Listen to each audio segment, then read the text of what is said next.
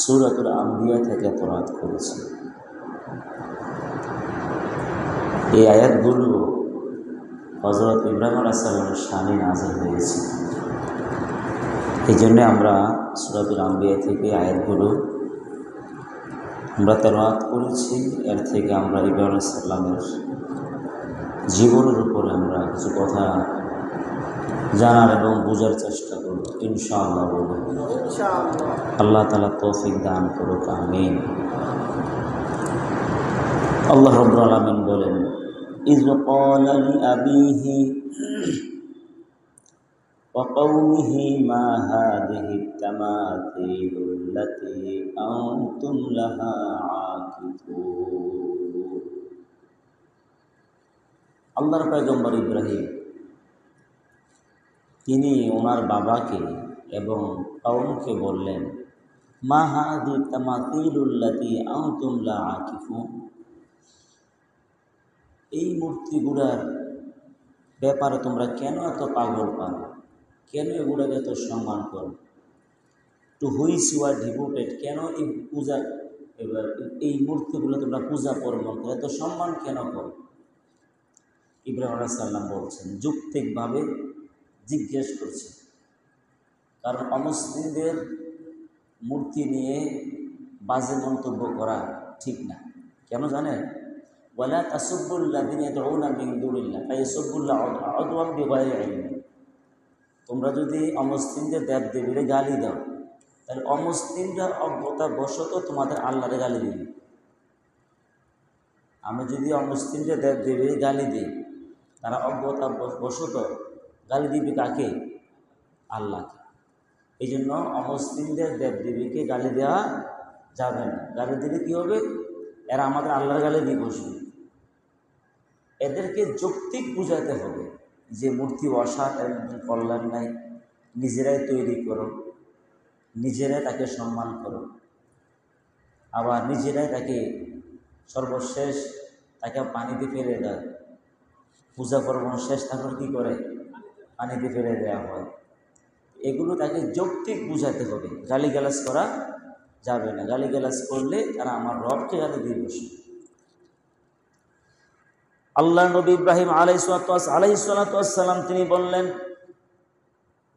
ইয ক্বালা লিআবিহি ওয়া কওমিহি মা হাযিহি তামাথিলুল্লাতী আনতুম লাহা আকিফুন। ও আমার পিতা ও আমার কওমের লোকেরা, এই মূর্তিগুলোর প্রতি তোমাদের এত ভালোবাসা কেন? আনতুম লাহা আকিফুন, to which you are devoted, কেন এত বেশি আন্তরিকতা মহব্বত, এত পাগল পারা কেন? তখন তার বাবা এবং কওমের লোকেরা বলল, ক্বালু ওয়াজাদনা আবা'ানা লাহা আবিদিন। তারা বলল, আমরা এবং আমাদের বাপ দাদাদেরকে দেখেছি,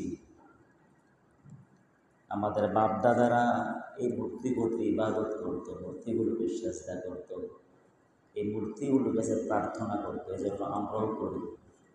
বাপ দাদা করে বলে আমরা, এটাই দলিল। আর কোনো কিরাই দলিল আজও দেখবেন আমাদের সমাজে আছে। ও 40 বছর করে আসছি, 50 বছর করে আসছি, বাপ দাদা 14 গোষ্ঠী করে আসছে, এটাই দলিল। কোরআনে আছে কিনা, হাদিসে আছে কিনা, ওই দিকে লক্ষ্য রাখার দরকার নাই। বাপ দাদা করে আসছে, আমরা করি। এখন আবার হুজুরে কি করে, আমরা আজীবন করে আসছি না, এটা দলিল না। দলিল হচ্ছে কোরআনে আছে কিনা, হাদিসে আছে কিনা। কথা বলেন ঠিক কিনা? এটা হচ্ছে আল্লাহর বিধান। বাপ দাদা করছে, পূর্বপুরুষ করছে, এটা তো কাফেররা বলছে, এটা তো মুসলমানদের কথা হতে পারে না। আমাদের দলিল বাপ দাদা নয়, আমাদের দলিল হচ্ছে কোরআন এবং হাদিস।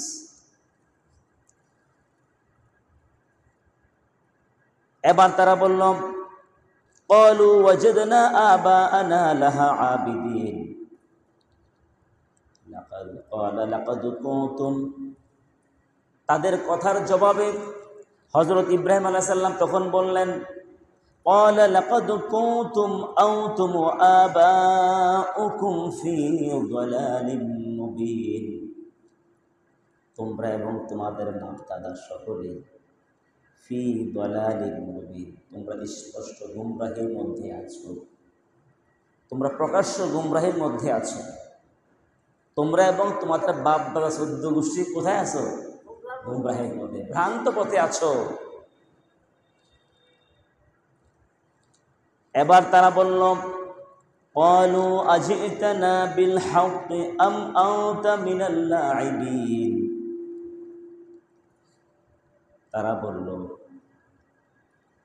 হে ইব্রাহিম, আজি'তানা বিল হাক্কি, তুমি কি সত্যি কোনো বিধিবিধান নিয়ে আমাদের কাছে আসছো? আম আনতা মিনাল লাঈবিন, নাকি আমাদের সাথে খেলতামাশা করতেছো? ইব্রাহিম, সত্যিই কোনো বিধান নিয়ে আমাদের কাছে আসছো, নাকি আমাদের সাথে খেলতামাশা করতেছো? হযরত ইব্রাহিম বললেন,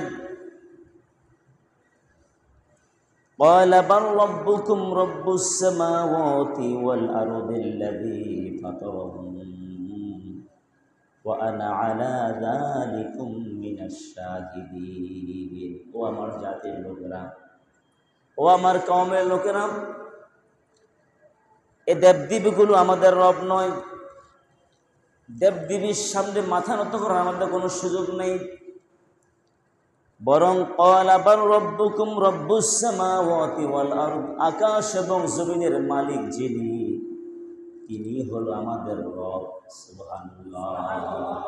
যিনি আকাশ বানিয়েছেন, জমিন বানিয়েছেন, তিনি আমার রব। ওয়া আনা আলা যালিকুম মিনাশ শাহিদিন, আর আমি এ বিষয়ে সাক্ষীদাতা, সাক্ষী দিচ্ছি। আই উইটনেস দ্যাম ইট, আমি এ বিষয়ে সাক্ষী দিচ্ছি। وَتَاللَّهِ لَأَكِيدَنَّ أَصْنَامَكُمْ بَعْدَ أَن تُوَلُّوا مُدْبِرِينَ। আমি আল্লাহর নামে শপথ করে বলতেছি, তোমরা মেলায় চলে যাও। তোমরা মেলায় গেলে তোমাদের মূর্তিদের ব্যাপারে আমি একটা সিদ্ধান্ত গ্রহণ করব। সুবহানাল্লাহ। ইব্রাহিম আলাইহিস সালামকে তার বাবা এবং তার কওমের লোকেরা বলছে, ইব্রাহিম চলো মেলায় যাই। বলেন দেখি, আমাদের বাবা মুসলিম জাতির পিতা ইব্রাহিম আলাইহিস সালাম, তিনি কি মেলায় যাওয়ার লোক নাকি? অমুসলিমদের মেলাতে মুসলমান যাওয়া কি নাই? জায়েজ? কথা বুঝাচ্ছে কিনা? অমুসলিমদের মেলাতে পূজা পার্বণ হয়, এটা তাদের কৃষ্টি কালচার, তাদের সংস্কৃতি। সেখানে মুসলমান যাওয়ার কোনো অনুমতি।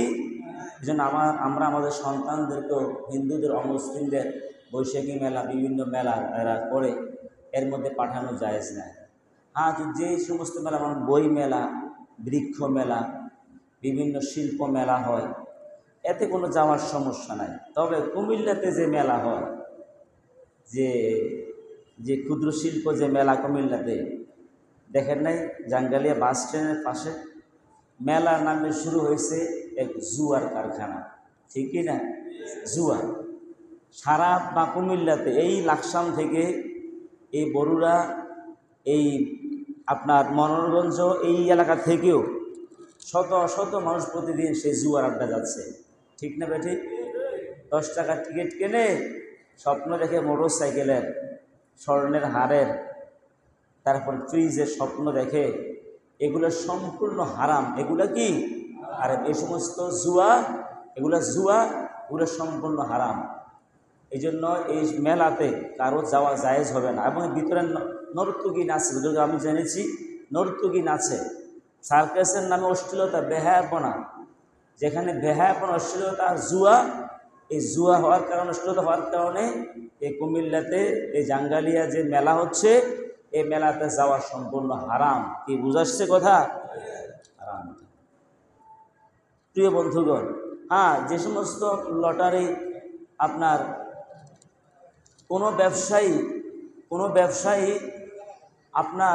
কোনো ব্যবসায়ী বা কোনো ব্যবসা প্রতিষ্ঠান, ওনারা পণ্যের সাথে লটারি দিয়েছে।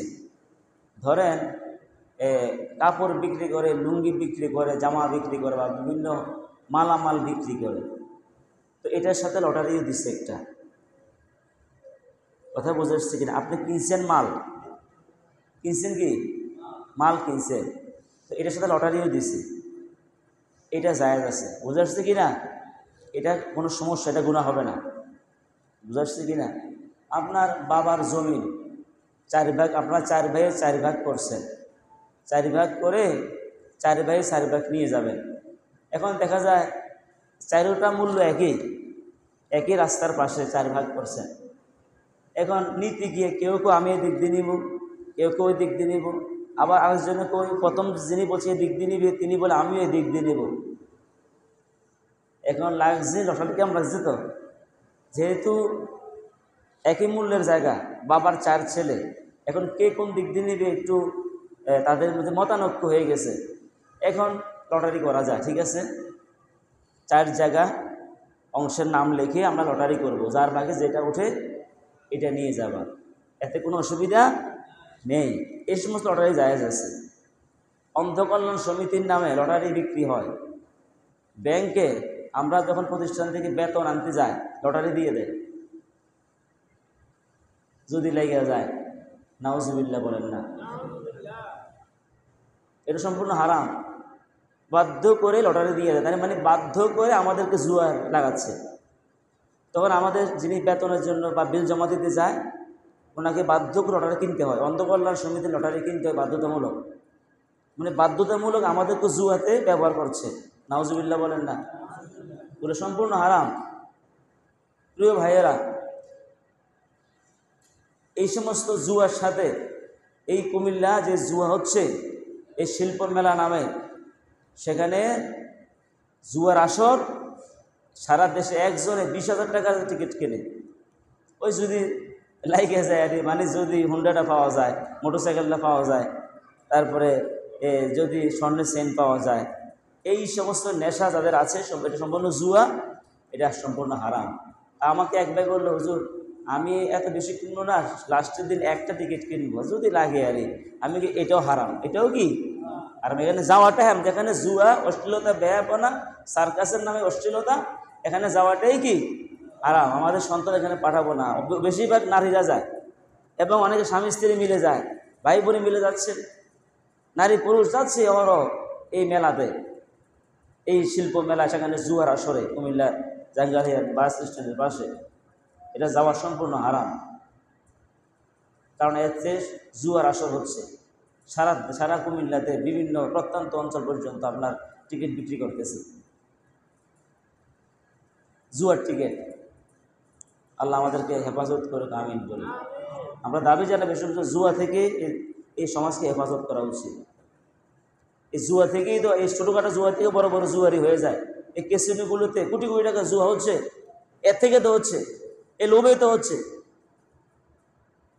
শিল্প মেলা দিয়েছে ভালো কথা, এখানে জুয়া হবে কেন? আমরা সরকারকে দাবি জানাবো এই সমস্ত জুয়া থেকে জাতিকে বাঁচিয়ে রাখুন। আমাদের যুব সমাজ ধ্বংসের দিকে যাচ্ছে এবং শিল্প মেলার নামে ভিতর অশ্লীলতা, বেহায়াপনা, নারী পুরুষের নাচ দেয় অশ্লীলতা, সার্কাসের নামে বেহায়াপনা। আমরা এই সমস্ত অন্যের জোর প্রতিবাদ জানাচ্ছি আজকে জুমা থেকে।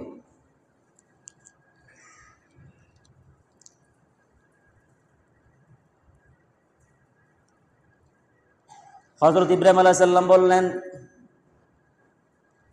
ওয়াতাল্লাহি লাআকিদান্না আসনামাকুম বা'দা আন তুওয়াল্লু মুদবিরিন।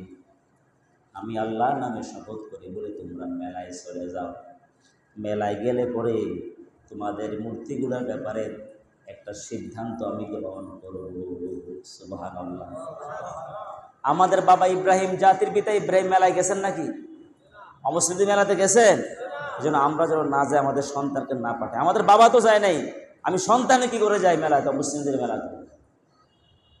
সুতরাং যেই মেলাতে জুয়া হবে, বেহায়াপনা হবে, সেখানেও যাওয়া যাবে।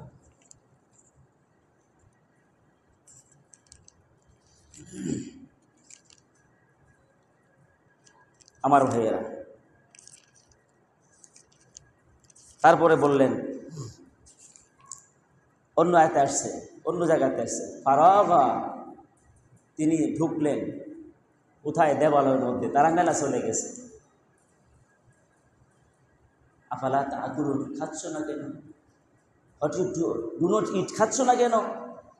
তাদেরকে বলতেছে, মূর্তিগুলার সামনে দামি দামি খাবার, লাড়ু, কলা, চিড়া, মুড়ি, কত কিছু, দুধ, কলা, খাচ্ছ না কেন? এই যে এদের একটা 10-12টা হাত যদি নাকের মাথাতে একটা টিকটিকি বসে এক্সচেঞ্জা করে দেয়, এতগুলো হাতের কোনো একটা হাত দিয়ে কি এই টিকটিকি তাড়াতে পারবে? কি ক্ষমতা! প্রিয় বন্ধুগণ, মূর্তির সাথে ইসলামের কোনো সম্পর্ক নাই। আগেও বলেছি, এই সমস্ত লোকেরা মুসলমান হইয়া মূর্তি বানায়, এরাও ইসলামের চরম দুশ্মন, ঠিক না? রাষ্ট্রীয় সম্পদ খরচ করে অনেক শাসক গোষ্ঠী মূর্তি তৈরি করে, রাষ্ট্রের মুসলমানদের সম্পদ, এটা সম্পূর্ণ ইসলাম গর্হিত কাজ। নিজের টাকা দিয়ে বানাইতো তখন ঠিকই পড়াইতো, আর নিজের টাকা দিয়েও মূর্তি বানানো কিনে জায়েজ। আমরা এই সমস্ত মূর্তির এই অপসংস্কৃতি থেকে এই জাতিকে, দেশকে আল্লাহ হেফাজত করে। আমিন। এটা ইসলাম সম্পূর্ণ গর্হিত কাজ। ফারাগা ইলা আলিহাতিম ফাকালা, যখন তাদের দেওয়ালের মধ্যে ঢুকলেন, কেন খাচ্ছ না? মা লাকুম লা তানতিকুন, কেন কথা বলছো না? ইব্রাহিম আলাইহিস বলতেছেন, কেন কথা বলো না? ফারাগা আলাইহিম দরবাম বিল ইয়ামিন, ডান হাতের মধ্যে কুড়ালটা নিছে, নিয়ে মূর্তিগুলাকে আঘাত শুরু করছে। Striking with the right hand, ডান হাত দিয়ে শুরু করছে মাইর। কাদের? কিসে? মূর্তির উপরে মায়ের শুরু করছে, সব মেরে একবারে মায়ের সাথে মিশিয়ে দিছে। বড় মূর্তিটা যেটা, এই বড় মূর্তির কান্দের উপরে কুড়ালটা রেখে দিছে। আল্লাহ কেন রাখছে বুঝছেন তো? যাতে আসলে তারা দেখে বড় মূর্তির হাতের মধ্যে কুড়ালটা দিয়ে রাখছে, তখন তারা বোঝে মনে হয় কোনো ভাগে মিলে নাই, বড় জনের জিদ দিয়ে বাকিগুলাকে মেরে ফেলছে, ভেঙে ফেলছে, এমন কিছু জন বুঝে তারা। আল্লাহু আকবার বলে। এখানে কথা হচ্ছে, ইব্রাহিম আলাইহিস সালাম তিনি যে দেওয়ালে গিয়া মূর্তি ভাঙছেন, এটা মূলত ভাঙছেন কার হুকুমে?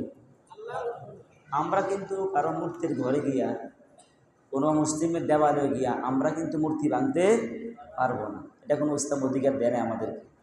ইব্রাহিম আলাইহিস সালামের বিষয়টা সম্পূর্ণ স্পেশাল, এটা আল্লাহর নির্দেশ হয়েছে। এটা কেন করেছেন? এটা বোঝানোর জন্য মূর্তির মধ্যে কোনো শক্তি নাই, কল্যাণ নাই, বাঁচানোর শক্তি নাই, নিজেকে বাঁচাইতে পারে নাই, এসে ভেঙে ফেলছে, তারা কি বাঁচাইতে পারছে নিজেকে? এটা বোঝানোর জন্য। এরা যে অসার, এই মূর্তিগুলা যে অসার, এটা বোঝানোর জন্য মূর্তিগুলাকে ভাঙা হয়েছে।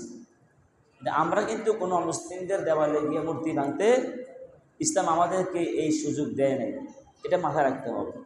হ্যাঁ, অমুসলিমদেরকে আমরা ইসলামের দাওয়াত দেব, যৌক্তিক বুঝাইব, তাদের সাথে আমরা ইসলামের দাওয়াত দেওয়ার জন্য আন্তরিকতা দেখাবো, প্রয়োজনে সেবা দেব, এদেরকে ভালো ভালো খাওয়াবো দাওয়াত দিয়ে, প্রয়োজনে কেন? ইসলামের দাওয়াত দেওয়ার জন্য।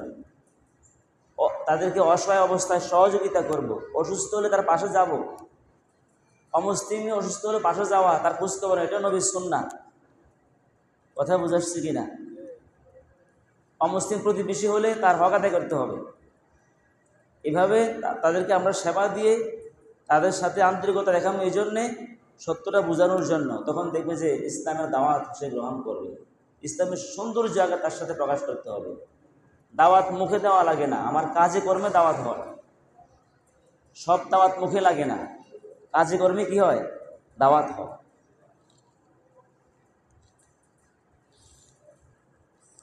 ফাজআলাহুম জুজাজান ইল্লা কাবীরান লাহুম লাআল্লাহুম ইলাইহি ইয়ারজিউন, সবগুলো মুখ থেকে ভেঙে ফেলল।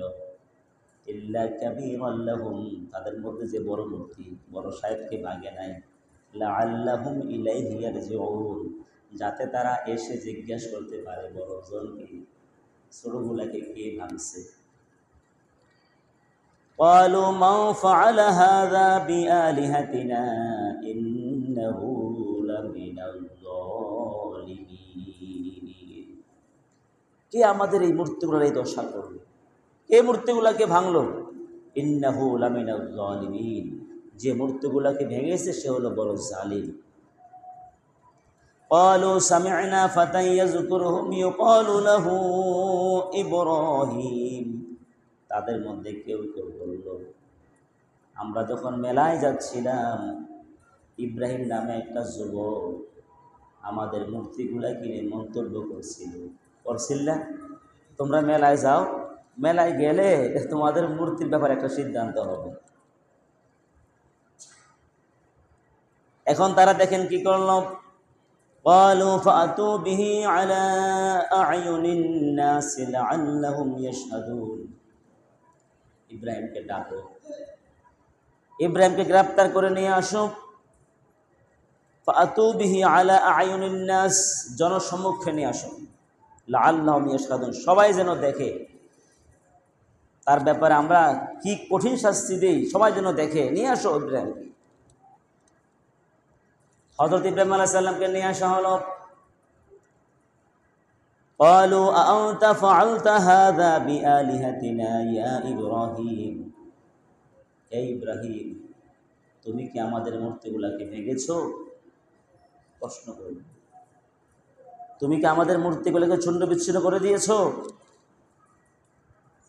হযরত ইব্রাহিম বললেন, قالوا أأنت فعلت هذا بآلهتنا يا إبراهيم قال بل فعله كبيرهم هذا فاسألوهم إن كانوا ينطقون। না, আমি তো ভাগি নাই। তিনি বললেন, বাল ফাআলাহু কাবীরুহুম হাযা, এদের মধ্যে যে মূর্তিটা বড়, তারা তো ভাঙা হয় নাই, সে তো জিন্দা আছে। সেই আপনাদের খাবার টাবার দিয়েছেন, দুধ কলা লাড়ু চিরা দিয়েছেন, পাকা আম দিছেন খাওয়ার জন্য, মনে ভাগে মিলে নাই, জিদ্দে দেখেন না তার হাতের মধ্যে কুড়ালটা এখনো আছে। কুড়ালটা কার হাতে? কথা কেন, ওই যে বলছে না, ফাজআলাম জুজাজান ইল্লা কাবীরান লাহুম লাআল্লাহুম ইলাইহি ইয়ারজিউন। বড়টাকে ভাগে নাই, বড়টার হাতে কুড়াল দিয়ে রাখছে। ওই দেখেন না, বড়টার হাতে কুড়াল, সে মনে হয় ভাগে বনে নাই, জিদ্দে সুরগুলাকে ভেঙে ফেলছে। ক্ষমতার অপব্যবহার করছে হয়তো, এমন কিছু হবে। এই যুক্তি শুনে এবার তারা বলতেছে, ফাসআলুহুম ইন কানু ইয়ানতিকুন, তাকে জিজ্ঞেস করে, বড় সাহেবকে জিজ্ঞেস করে। ফারাজাউ ইলা আনফুসিহিম, যখন ইব্রাহিম আলাইহিস সালাম এই যুক্তিটা পেশ করলেন, এরা তো বুঝছে, কারণ এরা তো বুঝে মূর্তি তো অসার, সে তো ভাঙতে পারে না, এটা তো বুঝে। নাকি বুঝে না? না বুঝার কি আছে, দেখেন না পূজা পার্বণ কইরা নিজেরা আবার পানিতে চুবায়, ঠিক না? না ডুবতে চাইলে ভালো করে ডুবাইয়া দেখছো না, এরা তো বুঝে। ফারাজাউ ইলা আনফুসিহিম ফাকালু ইন্নাকুম আনতুমুজ জালিমুন। এবার তারা নিজেরা নিজেদের বিবেকের কাছে ফিরে গেল। কিসের কাছে? বিবেকের কাছে ফিরে গেল। বিবেককে প্রশ্ন করলো, ফাকালু ইন্নাকুম আনতুমুজ জালিমুন, আমরা যাকে জালেম বলছি তারা তো আসলে জালেম না।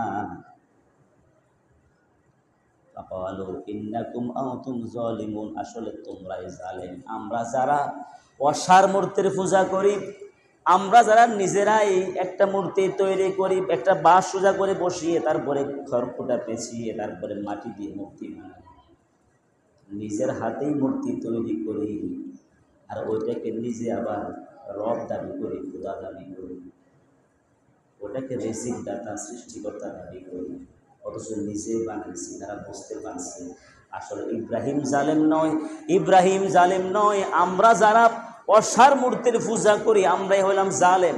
আল্লাহু আকবার। বুঝতে পারছে কিনা? কিন্তু বুঝে কি লাভ হবে? সুম্মা নুকিসু আলা রুউসিহিম, সত্যটা বুঝার পরেও আবার সত্য থেকে চলে আসলো। দেখবেন আমাদের সমাজে বুঝে এটা ভ্রান্ত পথ, বুঝে এটা আল্লাহর তৈরি পথ নয়, বুঝে ইসলাম সত্য, কোরআন সত্য, ইকামতে দিন সত্য, বুঝার পরেও কোরআন সুন্নাহ না মেনে দুনিয়ার স্বার্থে ভ্রান্ত পথে চলে যায়। কথা কোন ঠিক কিনা?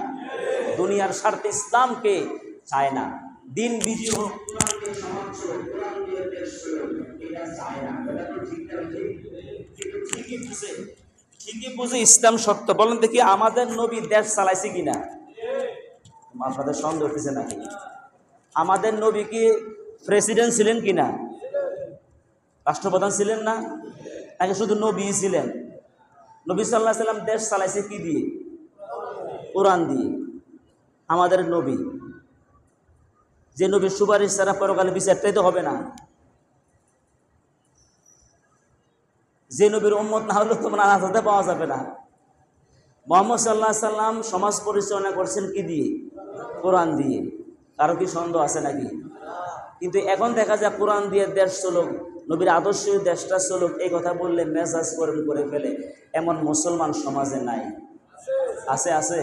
তো বোঝার পরেও মানতে রাজি নেই। কেন? দুনিয়ার স্বার্থে টাকা পয়সার মালিক হবে, টেন্ডার পাবে, সুযোগ সুবিধা পাবে। কোরআনের পথে থাকলে এই সুবিধা কি পাওয়া যাবে নাকি? কি দরকার? আমার দুনিয়া দরকার।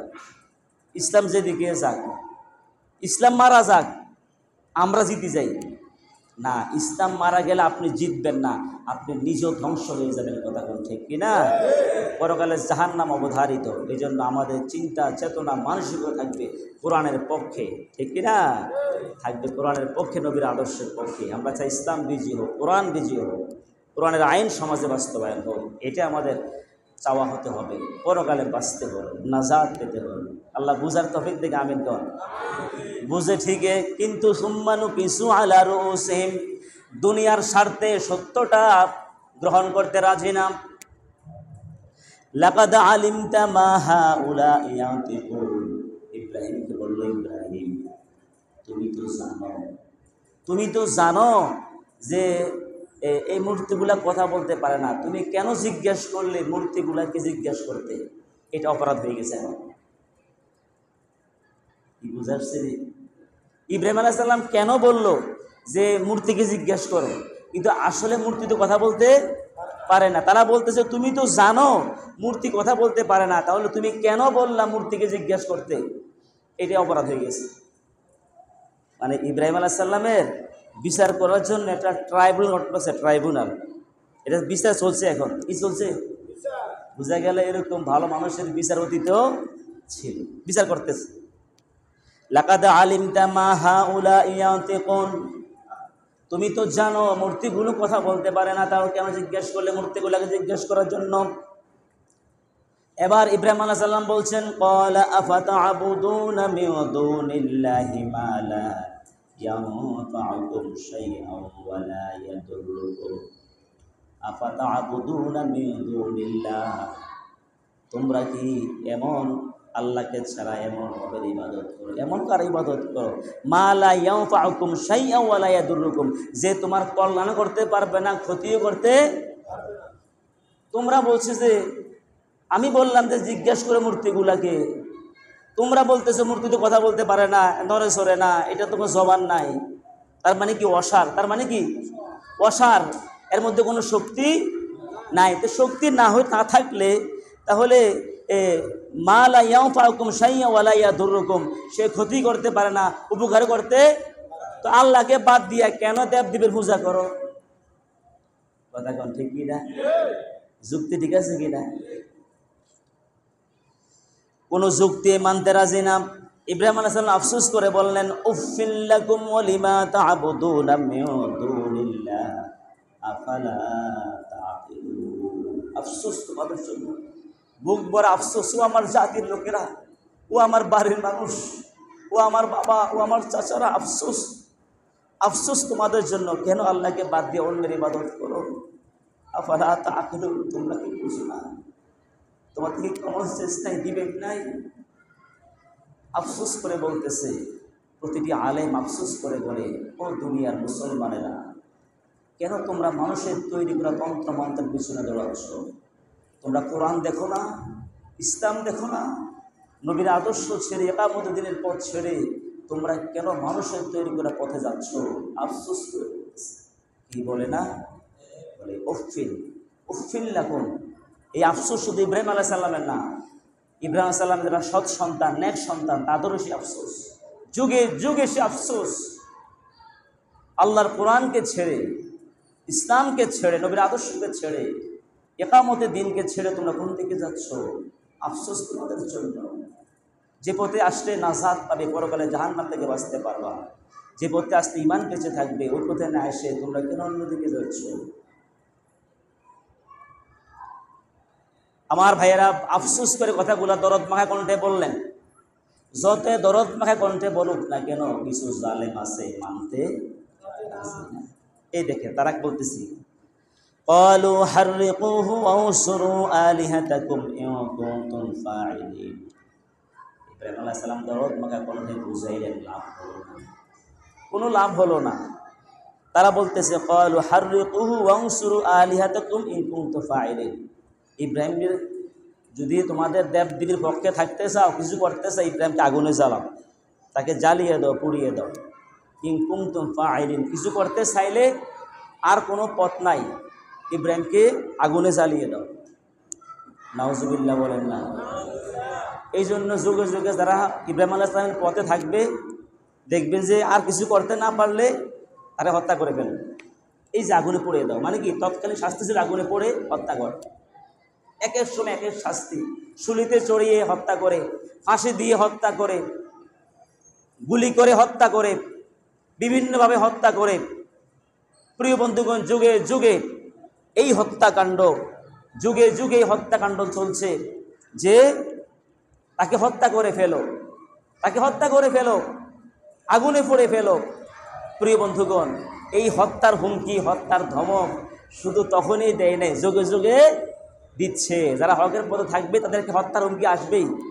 এবার সকলে জবাব দেন, যতই জুলুম, নির্যাতন, হত্যার হুমকি আসুক না কেন, আমরা কি কোরআনের পথ থেকে সরে যাব নাকি ভাই?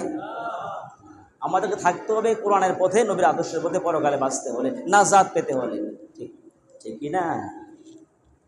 কারণ আমাদের বাবা ইব্রাহিম, জাতির বাবাকে ইব্রাহিম আলাইহিস সালাম, আমাদের বাবাও তো হত্যার হুমকির মধ্যে পড়েছে। শেষ পর্যন্ত আগুনে ফেলে দিলাম। ইব্রাহিম আলাইহিস সালামকে বিশাল আগুনের মধ্যে, আগুনের কুণ্ডলীর মধ্যে ফেলে দিল। দাউ দাউ করে জ্বলছে আগুন, আগুন আগুন, এত আগুন, কাছে যাওয়া যায় না, কাছে যাওয়া যাচ্ছে না। ইব্রাহিমকে যে ফালাইবে, একটা বিশাল আগুনের কুণ্ডলী তৈরি করছে, নিচে হাজার হাজার মন লাকড়ি দিয়ে দিছে, আগুন জ্বলতেছে দাউ দাউ করে। এত বেশি আগুনের তাপ, কাছে যাওয়া যায়। চিন্তা করলো, ইব্রাহিমকে জ্বালানোর জন্য আগুন জ্বালাইলাম, এখন কীভাবে ফেলবো? তো শয়তানের কাজ হলো শয়তানই কাজ, ঠিক না? শয়তান দেখলো আমি তো এই জাতিকে খেপাইয়া দিয়ে ইব্রাহিমের বিরুদ্ধে লাগাইয়া দিছি, এখন যদি আগুনে ফেলতে না পারে তাহলে তো আমার কী লাভ হবে আর। এবার শয়তান এসে বুদ্ধি দিল, একটা লম্বা সরব গাছ তৈরি করে, বিশাল সরব গাছ তৈরি করছে। শয়তান সাধু ভেসে আসছে, সরব গাছ তৈরি করে সামনে মাথার মধ্যে বাঁধবা ইব্রাহিমকে, মাথায় বেঁধে একদিকে চাপ দিবা, চাপ দিয়ে নিয়ে ইব্রাহিমকে ওই আগুনের কুণ্ডলীতে ফেলে দিবা। এবার তারা ঠিকই বিশাল এক সরব গাছ তৈরি করছে, সামনে মাথা দিয়ে ইব্রাহিম আলাইহিস সালামকে বেঁধেছে, বেঁধে এবার চাপ দিছে। জয় তয় চাপে উঠতেছে না। কী রে, ঘটনা কি? সেটা এত ভারী না, 100 জন 200 জন লোক চাপ দিছে, তারপর উঠতেছে না, কারণটা কি? আবার সমস্যা পড়ে গেল। এবার ওই বুদ্ধির ডেকে শয়তান আবার আসছে সাধু বেশে, আয়েশা বলছে, তোমরা যতই চাপাচাপি করো পারবা না, ইব্রাহিমকে আগুনে ফেলতে পারবা না। কারণ কি? ওই ইব্রাহিম তো আল্লাহর নবী, সে তো আল্লাহর পথে আছে, ইসলামের পথে আছে। এই জন্য অগণিত ফেরেশতা এসে ওই সরব গাছ চাপা দিয়ে রাখছে, তোমরা যত চেষ্টা করো এই গাছ তুলে আগুনে ফেলতে পারবা না। আল্লাহু আকবার বলবেন না? এবার কি করতে হবে? বুদ্ধির ডেকে শয়তান বুদ্ধি দিচ্ছে, যদি এখানে নর্তকী নাচাইতে পারো, উলঙ্গ নারী পুরুষ নাচাইতে পারো, বেবিচার লিপ্ত করতে পারো, তাহলে রহমতের ফেরেশতা এখানে থাকবে না। এবার নাচ গান শুরু হয়েছে। কি শুরু হয়েছে? উলঙ্গপনা, নাচ গান, বেবিচার। এখন এই পরিবেশে আর রহমতের ফেরেশতা থাকে না। সুতরাং যেখানে নাচ গান হয়, নাচানাচি হয়, বেহায়াপনা হয়, সেখানে রহমতের ফেরেশতা থাকে। যেই বিয়ে শাদিতে গায়ে হলুদের নামে নাচ গান হয়, ডেক সেট বাজাইয়া নর্তকী নাচায়, বিভিন্ন বিশাল পর্দা ঝুলাইয়ে অশ্লীল গান লাগাইয়া দেয়, সেই বিয়েতে রহমতের ফেরেশতা থাকবে? এটা মুসলমানদের বিয়ে এমন হতে পারে না। যারা কুমিল্লাতে শিল্প মেলাতে যায়, সেখানে ভিতরে নাচ গান হয়, অশ্লীলতা হয়, জুয়া, যারা যাবে রহমতের ফেরেশতা সেখানে যায় না। সুতরাং মুসলমান যাওয়া জায়েজ না, যে কথা একটু আগে বললাম।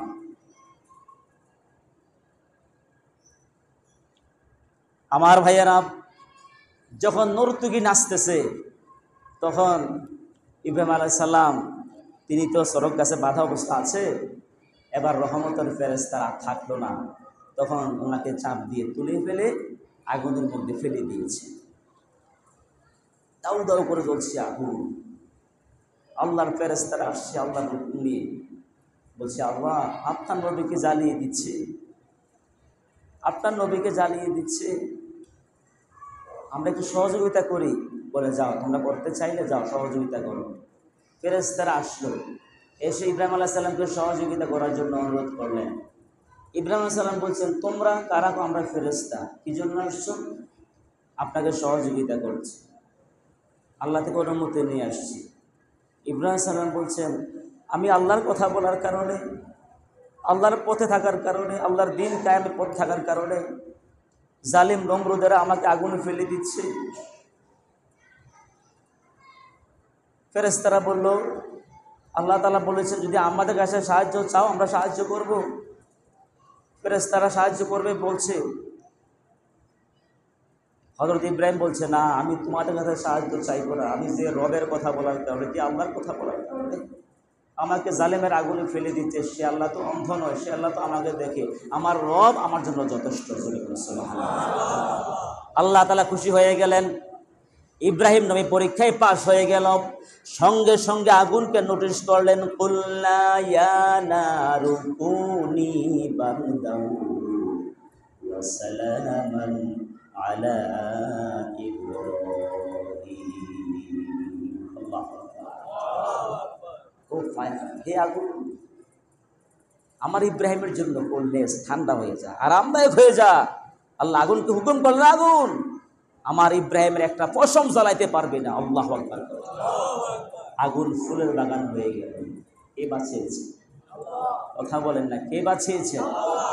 অনেক কথা, অনেক ইতিহাস আছে ইব্রাহিম আলাইহিস সালাম। তারপর সেখান থেকে কোথায় গিয়েছেন, অনেক লম্বা কথা, ওদিকে যাচ্ছি না, সময় কিন্তু শেষ করে চলে এসেছি। তবে এতটুকু মেসেজ দেব, আজ বিহু जो इब्राहिम का इमाम पैदा आँख पर सकती है एक अंदाज गुलिस्ता।